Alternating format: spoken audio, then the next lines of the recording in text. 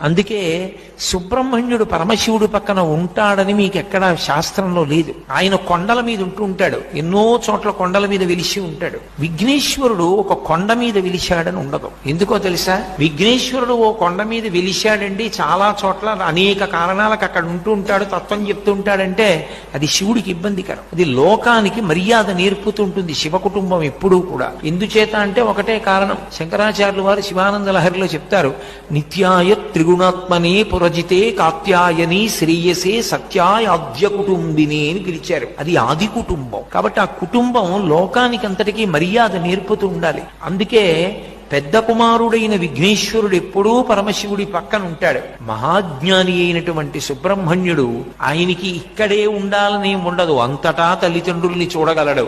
అందుకే ఆయన లోకానుగ్రహం చెయ్యడం కోసమని వివిధ పర్వత శిఖరముల మీద వెలిసి ఉంటాడు.